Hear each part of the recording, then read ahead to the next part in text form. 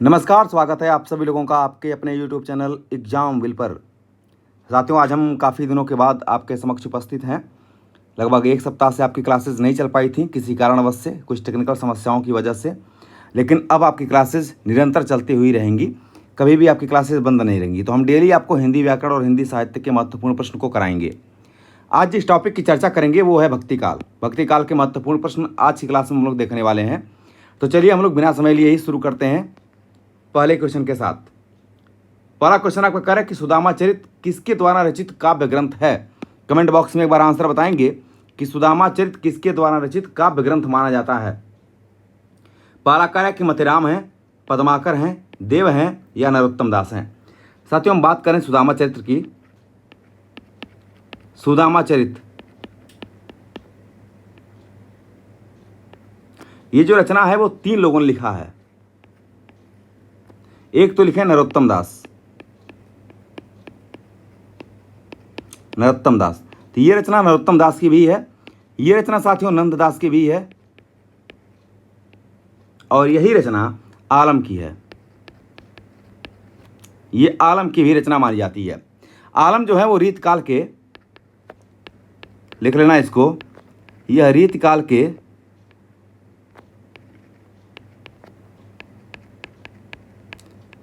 रीतिमुक्त काव्यधारक कवि हैं। रीतिमुक्त काव्यधारक कवि हैं, काव्यधारा के कवि हैं।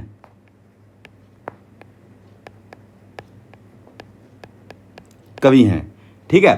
तो आलम की भी रचना मानी जाती है, यानी सुदामा चरित 3 लोगों की रचना है। इसका मतलब कि ऑप्शन नंबर डी आपके यहां पर करेक्ट हो जाएंगे।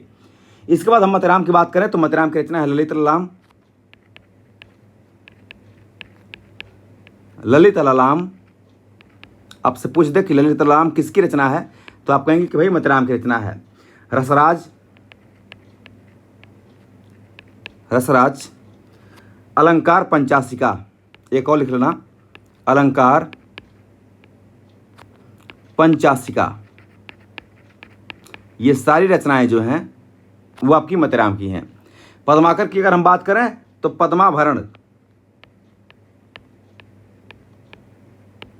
पद्माभरण ये रचना है आपकी पद्माकर की। जगद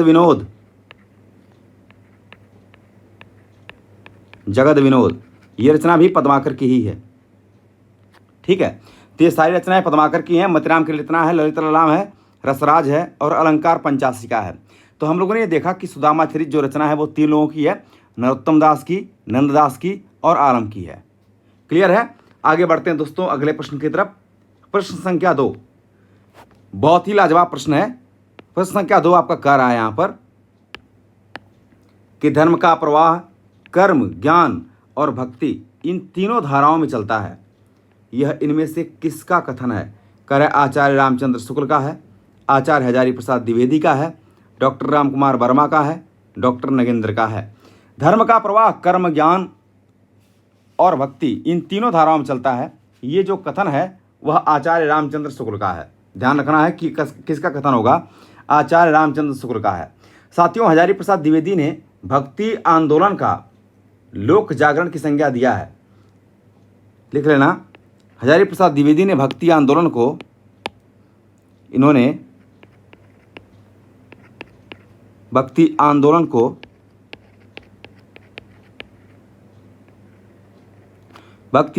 को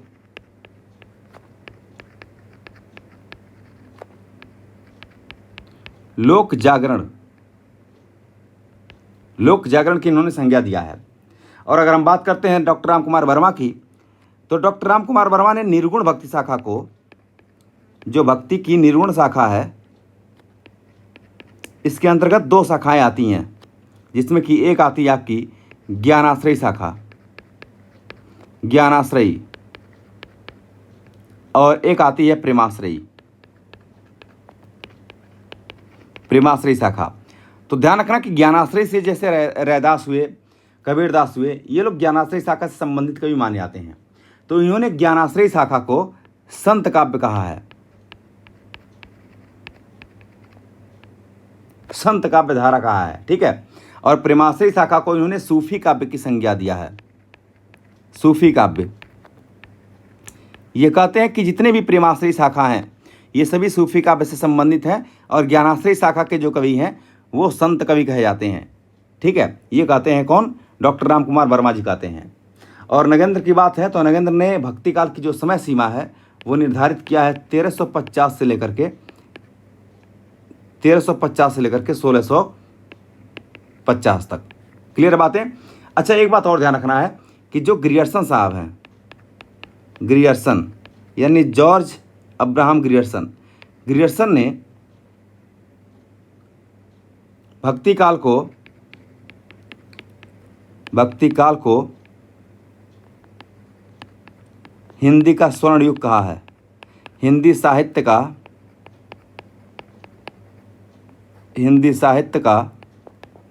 स्वर्ण युग कहा है। स्वर्ण युग कहा है, तो ये बात भी ध्यान में रखेंगे। ठीक है, सारी चीज़ों को हमने जान लिया। आगे बढ़ते हैं हम क्वेश्चन नंबर 3 पर। साथियों, वीडियो को ज़्यादा से ज़्यादा शेयर भी करते रहें और आप लोग ज़्यादा से ज़्यादा कमेंट भी करते रहें। देखिए, आप हमारा थोड़ा सा सहयोग करते हैं तो स्वाभाविक सी बात है कि हम उससे भी अच्छा पढ़ाने का प्रयास करेंगे। जब आप कमेंट करते हैं कि सर ये पढ़ाइए, वो पढ़ाइए, वीडियो कैसी लगी, तो मेरा भी मनोबल कहीं न कहीं बढ़ता रहता है। जन्मकाल के अनुसार निम्न भक्त कवियों में सही अनुक्रम क्या होगा? ये कह रहे सूरदास हैं, पहले तुलसीदास हैं, दादू हैं, मीरा हैं। तो आप देख सकते हैं यहाँ पर कि सूरदास का जो समय है वो 1478 ईस्वी है। 1478 ये सूरदास का समय है। तुलसी की बात करते हैं तो 1532 ये तुलसीदास के समय है। 1544 दादू का समय है और मीराबाई 1516 ईस्वी 1516। तो आप देख सकते हैं कि पहले आ जाएगा आपका 1478 यानी सूरदास। तो पहले तो आपके सूर आएंगे, आगे बढ़ेंगे तो आप देख सकते हैं 78 के बाद 1516 यानी ये वाला आ रहा है आपका मीरा। इसके बाद आते हैं कौन? तुलसीदास और इसके बाद है दादू। तो इस क्रम में हम ये देख पा रहे हैं कि पहले सूर है फिर मीरा है। तो सूर के बाद मीराबाई कहीं नहीं है यहाँ पर, यहाँ तुलसी हैं और कहीं भी सूर के बाद मीरा नहीं। यहाँ तो हैं लेकिन फिर तुलसीदास पहले नहीं आएंगे।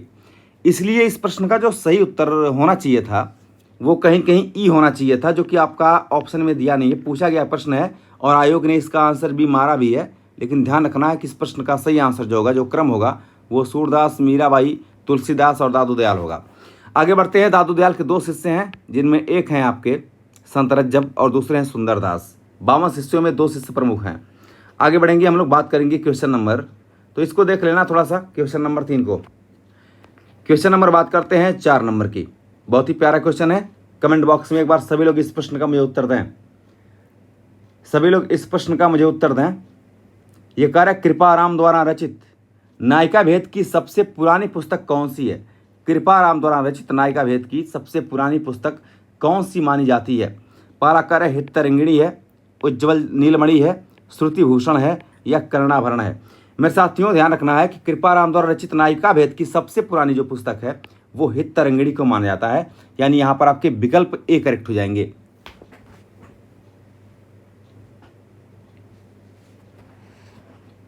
चलिए आगे बढ़ेंगे। क्वेश्चन नंबर हम लोग बात करेंगे 5 नंबर की। बहुत ही प्यारा क्वेश्चन है, बहुत ही लाजवाब क्वेश्चन है। क्वेश्चन का आंसर कमेंट बॉक्स में आप लोग जरूर देने का प्रयास करेंगे। करे रुद्र संप्रदाय की स्थापना किसने की है? तो रुद्र संप्रदाय की स्थापना यहाँ पर करे रुद्र स्वामी ने किया है या विष्णु स्वामी ने किया है, श्री स्वामी ने किया है या निम्बरकाचार्य ने किया है? मेरे दोस्तों, विशेष तौर पर जब रुद्र संप्रदाय की बात आती है तो आप हो सकता है कि ये सोच सकते हैं कि भाई रुद्र संप्रदाय है तो कहीं रुद्र स्वामी ने चलाया होगा, लेकिन ऐसा नहीं है। रुद्र संप्रदाय की स्थापना जो है वो विष्णु स्वामी ने किया है। किसने किया है? विष्णु स्वामी ने किया है। और एक बात और ध्यान रखना है कि विष्णु स्वामी का जो दर्शन है, यानी जो ये प्रवर्तक हैं, वो शुद्धाद्वैतवाद के हैं। इसको लिख लेना, शुद्धाद्वैतवाद के प्रवर्तक कौन है? तो विष्णु स्वामी को माना जाता है। इसके बाद एक संप्रदाय आया है द्वैताद्वैतवाद। द्वैतवाद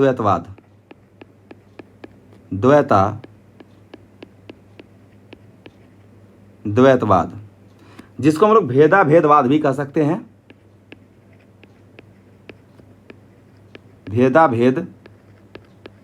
वाद भी कह सकते हैं। ठीक है, ये जो आपका दर्शन है यानी वाद है, ये कहता है कि भाई द्वैत और अद्वैत की बात करता है। ये कहता है कि जीव ब्रह्म से अलग भी है और नहीं भी है, दोनों है। तो इसके जो प्रवर्तक हैं वो निम्बार्काचार्य को माना जाता है। इसके बाद आगे बढ़ेंगे, क्वेश्चन नंबर हम लोग बात करेंगे 6 नंबर की। क्वेश्चन मैंने जितने भी ले रखा है वो बहुत ही महत्वपूर्ण प्रश्न है आपके परीक्षा के दृष्टिकोण से। आज की क्लास में हम लोग क्वेश्चन तो कम कर रहे हैं, लेकिन इसके बाद अगली क्लास से हम जो है कि आपको 30 क्वेश्चन, 35 क्वेश्चन, 40 क्वेश्चन, 50 क्वेश्चन इस तरह से हम आपको कराया करेंगे। ठीक है, आगे बढ़ते हैं। करें कि रामानुजाचार्य ने किस दर्शन का प्रतिपादन किया? ये करें अद्वैतवाद, विशिष्टाद्वैतवाद, शुद्धाद्वैतवाद, द्वैतवाद। चलिए आंसर बताएंगे तब तक कमेंट बॉक्स में, लेकिन इससे पहले हम आपको कुछ बातों से परिचित कराते हैं। देखिए रामानुजाचार्य, आंसर बताइए तब तक। रामानुजाचार्य यानी इसको कह सकते हैं कि आचार्य रामानुज। ठीक है, इनकी जो शिष्य हैं वो माधवानंद हैं, माधवानंद हैं, और माधवानंद के शिष्य निकल करके आते हैं रामानंद, रामानंद।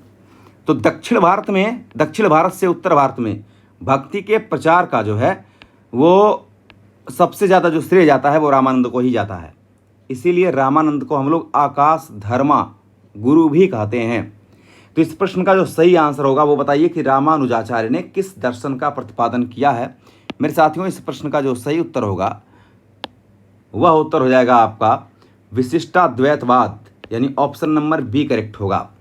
हम अगर बात अद्वैतवाद की करते हैं तो अद्वैतवाद के जो प्रवर्तक हैं वह आदिगुरु शंकराचार्य हैं। ये कहते हैं कि जीव ब्रह्म से अलग नहीं है, अर्थात जीव और ब्रह्म क्या हैं? एक ही हैं। ये बात कहते हैं आदिगुरु शंकराचार्य। इसके बाद विशिष्टाद्वैतवाद, ये तो जानी गए रामानुजाचार्य हैं। एक आता है आपका शुद्धाद्वैतवाद। शुद्धाद्वैतवाद के जो प्रवर्तक हैं वह विष्णु स्वामी को माना जाता है, विष्णु स्वामी को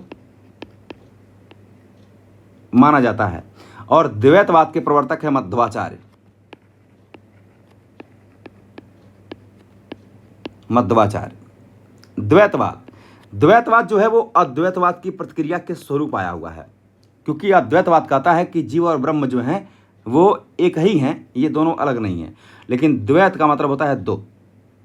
तो ये कहते हैं कि भाई जीव और ब्रह्म यानी प्रकृति जो है वो ब्रह्म से, प्रकृति जो है वो जीव से क्या है? अलग है। आगे बढ़ेंगे हम लोग अगले प्रश्न की तरफ। बात करते हैं क्वेश्चन नंबर 7 की। क्वेश्चन नंबर 7 कह रहा है कि निम्बार्काचार्य का संबंध किस दर्शन से है? चलिए कमेंट बॉक्स में एक बार सभी लोग उत्तर बताएं कि निम्बार्काचार्य का संबंध किस दर्शन से माना जाता है। पहला दिया हुआ है विशिष्टाद्वैत या द्वैतवाद या द्वैताद्वैतवाद या शुद्धाद्वैतवाद। कमेंट बॉक्स में आपको बताना है इस प्रश्न का सही आंसर क्या होगा। देखिए जो निम्बार्काचार्य है, अभी हम लोगों ने देखा था कि निम्बार्काचार्य का जो संबंध है वो द्वैताद्वैतवाद से माना जाता है। और निम्बार्क ने सनकादि संप्रदाय की भी स्थापना किया है। सनकादि, इन्हीं को सनकादि कहते हैं, निम्बार्क को। ठीक है, तो इन्होंने निम्बार्क संप्रदाय या हम सनकादि संप्रदाय की स्थापना, सनकादि संप्रदाय की भी स्थापना इन्होंने किया है। यह बात क्लियर होगा। द्वैतवाद की बात करते हैं तो मध्वाचार्य हैं।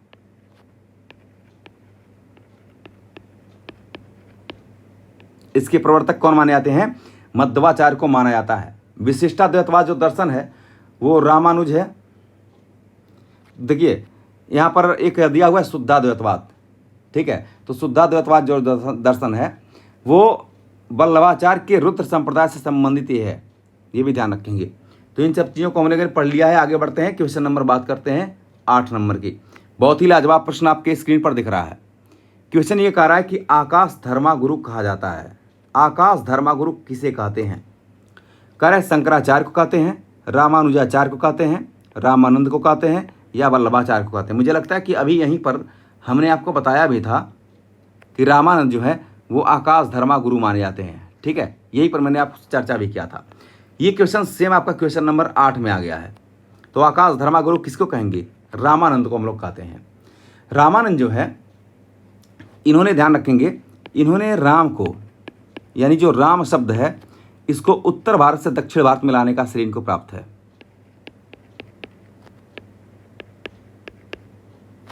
क्षमा चाहता हूं, दक्षिण भारत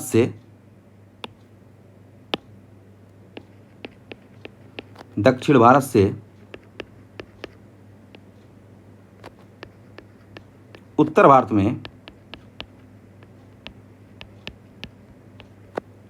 भारत में लाने का श्रेय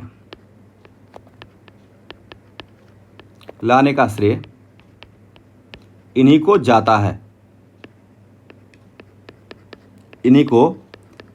है, यानी रामानंद को जाता है। ठीक है ना। इनके संबंध में एक दोहा भी प्रचलित है कि भक्ति द्राविड़ी उपजी। जो भक्ति काल है वो कहाँ पर उसका सृष्टि होता है, उत्पन्न कहाँ से होता है वो, तो द्रविड़ से, यानी दक्षिण भारत से। तो है भक्ति द्राविड़ी उपजी लाए रामानंद, और प्रकट किया कबीर ने सात द्वीप नौखंड। अब समझना बात को कि जब राम शब्द को रामानंद जो है वो दक्षिण भारत से उत्तर भारत लाए, तो राम शब्द को मानने वाले दो लोग हैं। हालांकि रामानंद स्वयं, ध्यान रखना, रामानंद स्वयं जो है वो सगुण भक्ति शाखा के उपासक माने जाते हैं। ये सगुण भक्ति के उपासक माने जाते हैं। लेकिन राम शब्द को इन्होंने लाया। अब राम दो रूपों में प्रयोग होता है, एक तो आपका निर्गुण रूप में और दूसरा सगुण रूप में। निर्गुण रूप की बात करते हैं तो जैसे कबीर हुए जिन्होंने राम का जप किया है, रैदास हुए जिन्होंने राम का जप किया है। ठीक है।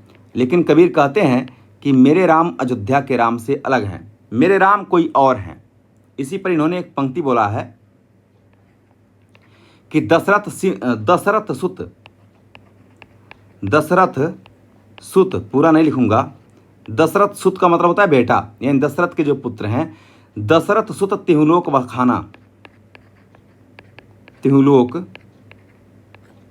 बखाना। और फिर आगे लिखते हैं कि राम नाम का भरम है आना, यानी मेरे राम जो हैं वो कोई और हैं, वो दशरथ के पुत्र राम नहीं हैं। लेकिन सगुण भक्ति की बात करते हैं तो जैसे गोस्वामी तुलसीदास हो गए। ठीक है। तो ये कहते हैं कि भाई जो राम इनके हैं, इन्होंने जिस राम की चर्चा रामचरितमानस में किया है वो राम अयोध्या वाले हैं, इसीलिए सगुण भक्ति के उपासक माने जाते हैं, और कबीर जो है वो निर्गुण भक्ति के उपासक माने जाते हैं। ये बातें स्पष्ट हो गई। आगे बढ़ते हैं अगले प्रश्न की तरफ। हम बात करेंगे क्वेश्चन नंबर 9 की। क्वेश्चन नंबर 9 एक बहुत ही लाजवाब प्रश्न है। कह रहा है कि रहीम किसके दरबार में कवि हैं? पहला कह रहा है पृथ्वीराज चौहान के, रतनसेन के, अकबर के, या फिर भोजराज के। देखिए जो पृथ्वीराज चौहान है इनके दरबारी कवि हैं चंदवरदाई।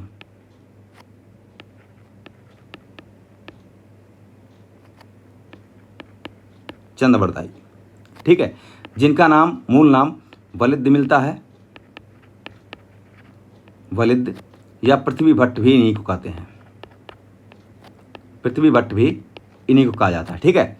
तो इनकी रचना है जो वो है पृथ्वीराज रासो।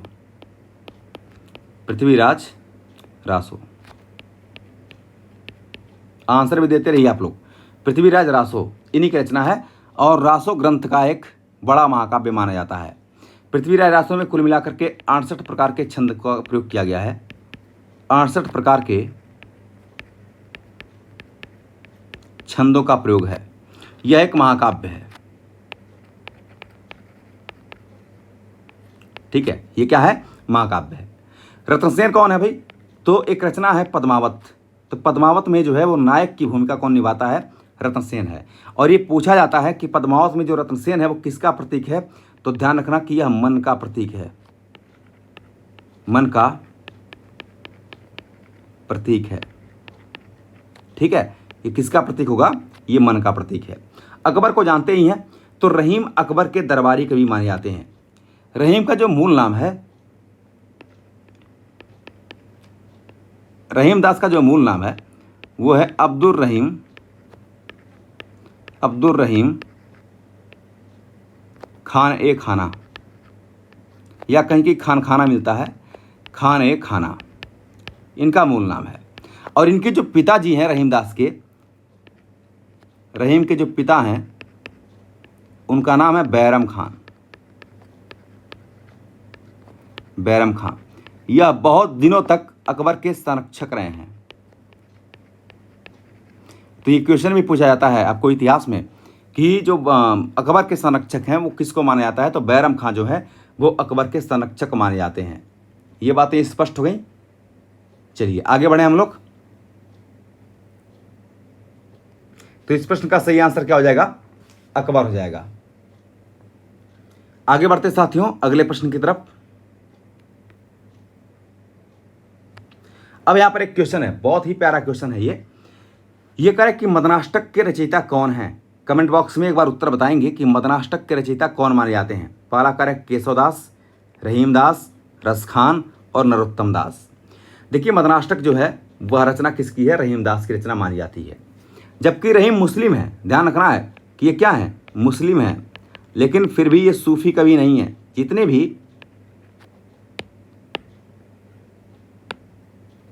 विशेष तौर पर जो सूफी काव्य है उसमें सभी मुस्लिम कवि आते हैं, सिर्फ एक को छोड़ करके जिनका नाम है सूरदास पंजाबी।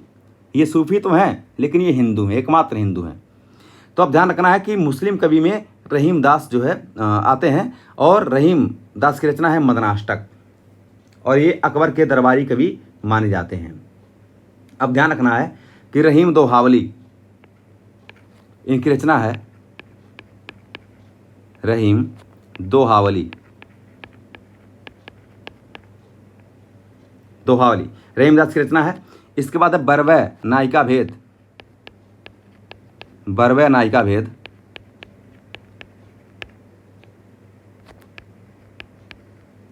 बरवै नायिका भेद, ये भी रहीमदास की रचना है। इसके बाद एक रचना है रास पंचाध्यायी,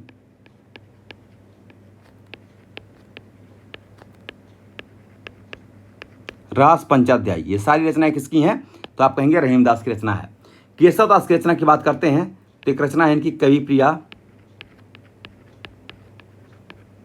प्रिया। इसके बाद एक रचना है रसिक प्रिया।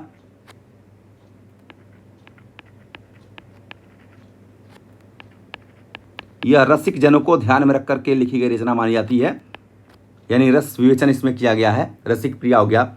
इसके बाद एक रचना है विज्ञान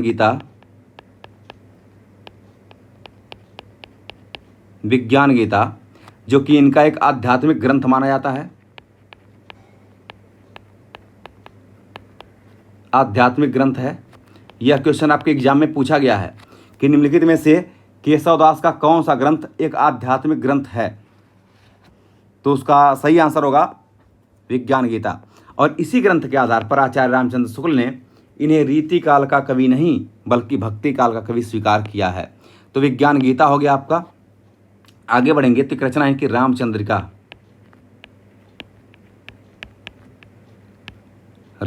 हो गया।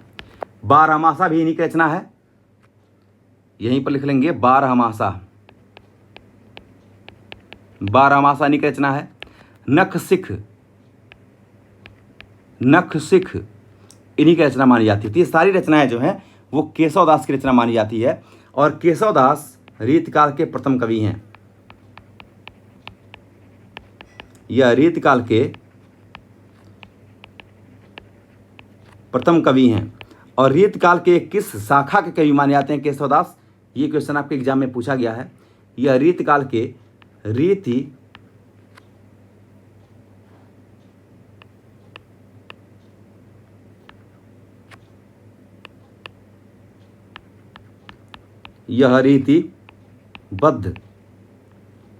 शाखा के कवि माने जाते हैं। क्लियर होगी बात इतनी।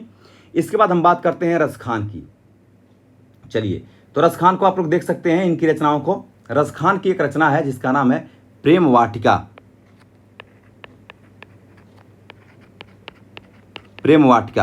ध्यान रखना कि रसखान भी मुस्लिम ही हैं। इनका मूल नाम है सैयद इब्राहिम, इसको भी लिख लेना, सैयद इब्राहिम। लेकिन दो ऐसे मुस्लिम कवि हैं जिन्होंने कृष्ण भक्ति की उपासना किया है, चाहे वो रहीम की बात करते हैं चाहे वो रसखान की बात करते हैं। तो प्रेम वाटिका इन्हीं की रचना मानी जाती है। एक है दान लीला, इसको लिख लीजिए थोड़ा सा, दान लीला।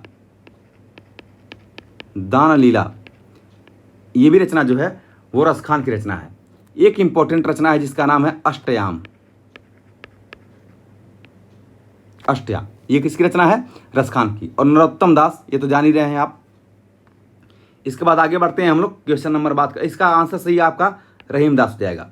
आगे बढ़ेंगे, क्वेश्चन नंबर बात करेंगे 11 नंबर की। क्वेश्चन नंबर 11 आइए देखते हैं क्या कहता है। कह रहे उत्तर भारत में भक्ति का प्रसार करने का श्रेय किसे प्राप्त है? उत्तर भारत में अगर हम भक्ति के प्रसार की बात करते हैं तो शंकराचार्य दिया हुआ है, रामानुजाचार्य दिया हुआ है, रामानंद दिया हुआ है और मध्वाचार्य। तो मैंने आपको कहा ना कि भक्ति द्राविड़ी उपजी लाए रामानंद, और प्रकट किया कबीर ने 7 द्वीप 9 खंड। तो यहाँ पर सही आंसर हो जाएगा रामानंद। रामानंद को जो है आचार्य हजारी प्रसाद द्विवेदी जी ने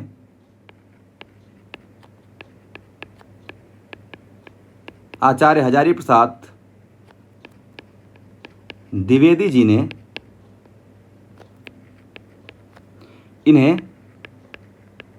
इन्हें आकाश धर्मागुरु कहा है। आकाश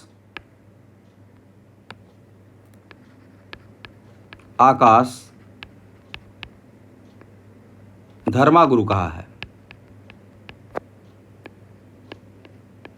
आकाश धर्मागुरु कहा है। तो द्विवेदी जी ने जो है वो रामानंद को आकाश धर्मागुरु के नाम से जाना है। आगे बढ़ते हैं, क्वेश्चन नंबर बात करते हैं। मध्वाचार्य की बात आप जान ही रहे हैं ये लोग। आगे बढ़ेंगे, हम लोग बात करेंगे क्वेश्चन नंबर 12 की। क्वेश्चन नंबर 12 में कह रहा है कि भक्ति आंदोलन को ईसाईयत की देन कहने वाले इतिहासकार कौन है? बहुत ही अच्छा प्रश्न है, बहुत ही लाजवाब प्रश्न है कि भक्ति आंदोलन, यानी ये कह रहा है आपका कि भक्ति आंदोलन को ईसाईयत की देन मानने वाले, ईसाईयत की देन कहने वाले जो इतिहासकार हैं उनका नाम क्या है? तो साथियों ध्यान रखें कि इसका सही आंसर होगा जॉर्ज ग्रियर्सन। जॉर्ज ग्रियर्सन ने भक्ति आंदोलन को ईसाईयत की देन माना है। जबकि यहीं पर हजारी प्रसाद द्विवेदी की अगर हम बात करते हैं, चलिए इनकी बात आएगी आगे तो हम कर लेंगे, अभी आगे आएगा। इसके बाद आप देख सकते हैं अगले प्रश्न की तरफ, तो इसका सही आंसर होगा जॉर्ज ग्रियर्सन। अभी आगे प्रश्न आपको मिलेगा, इसलिए हमने यहाँ पर करवाया नहीं है। हिंदी साहित्य के किस युग को स्वर्ण युग कहा जाता है? हिंदी साहित्य के किस युग को स्वर्ण युग कहते हैं हम लोग? रीतकाल को, आधुनिक काल को, आदिकाल को या भक्ति काल को? तो हमने बताया है आपको कि ग्रियर्सन साहब ने जो है, ग्रियर्सन ने भक्ति काल को हिंदी साहित्य का स्वर्ण युग कहा है। हिंदी साहित्य का स्वर्ण युग कहा है।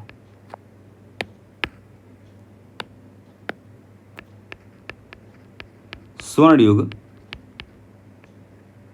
कहा है। ठीक है, तो इस प्रश्न का जो सही आंसर होगा वो हो जाएगा ऑप्शन नंबर डी।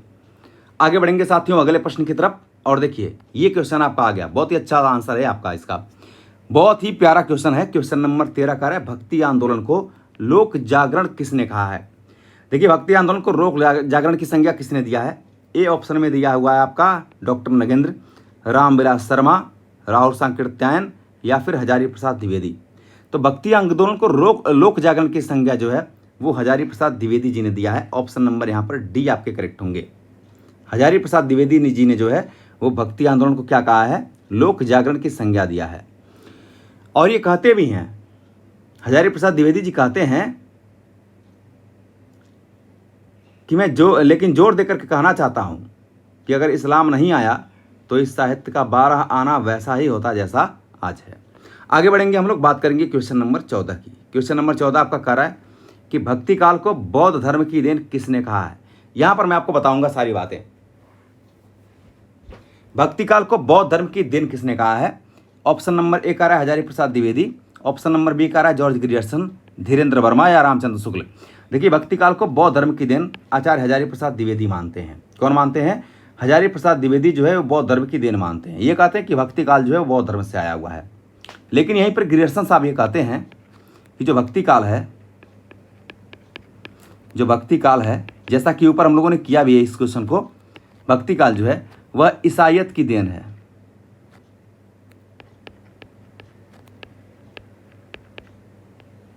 ईसाईयत की देन है। लेकिन यहीं पर जो है आचार्य रामचंद्र शुक्ल का मानना है कि जो भक्ति काल है यह इस्लामिक आक्रमण की देन है। ये कहते हैं दोस्तों कि भक्ति काल जो है वह इस्लामिक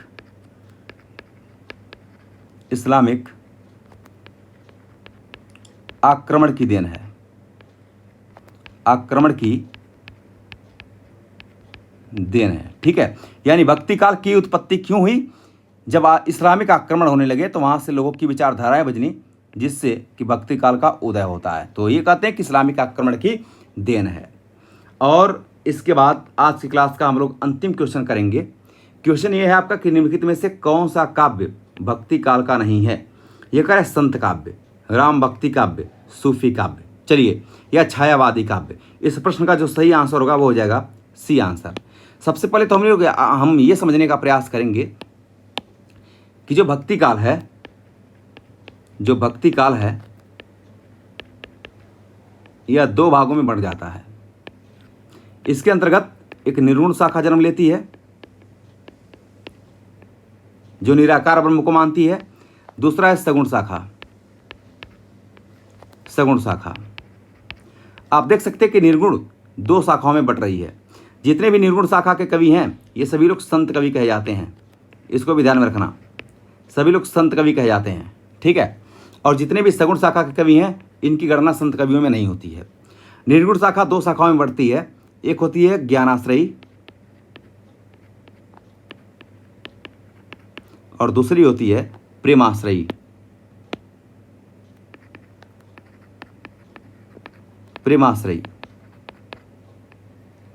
डॉक्टर राम कुमार वर्मा ने निर्गुण भक्ति की ज्ञानाश्रयी शाखा को संत शाखा कहा है, यानी संत काव्य कहा है, और प्रेमाश्रयी शाखा को जो है ये कहते हैं सूफी काव्य। निर्गुण भक्ति शाखा की अगर हम बात करते हैं यहाँ पर, तो निर्गुण भक्ति शाखा दो शाखाओं में बढ़ती है, जिसमें एक है आपका राम भक्ति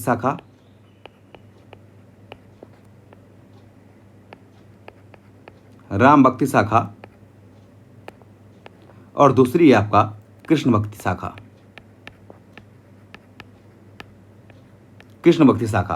तो ये भी दो शाखाओं में बढ़ जाती है, और यहाँ पर निर्गुण भक्ति शाखा भी दो शाखाओं में बढ़ जाती है। तो साथियों, आप लोगों ने देखा कि भक्ति काल के जो हमने केवल 15 क्वेश्चन किए हैं, ये आपके लिए कितना महत्वपूर्ण है। क्वेश्चन तो हम लोगों ने केवल और केवल 15 ही किया है, लेकिन इस 15 क्वेश्चन के माध्यम से मुझे लगता है कम से कम 50 क्वेश्चन के बराबर हम लोगों ने जानकारी प्राप्त किया। इसके बाद अगली वीडियो जो होगी हमारी हिंदी साहित्य से भक्ति काल से होगा, वो एक बड़ी वीडियो हम बनाएंगे आपके लिए, ताकि वो आप लोग 1 घंटे से लेकर के 1.5 घंटे और 2 घंटे तक आराम से पढ़ सकें। साथियों, वीडियो को शेयर करना नहीं भूलेंगे। आप लोगों को पूरा सपोर्ट चाहिए, जितना हो सकता है उतना सपोर्ट करना है, और कमेंट बॉक्स में आपको लिख करके बताना है कि दिक्कत कहाँ है, किस चैप्टर में है। वो सारे चैप्टर हम पढ़ाने का प्रयास भी करेंगे। तो आज के लिए इतना ही, बहुत बहुत धन्यवाद, थैंक यू वेरी मच।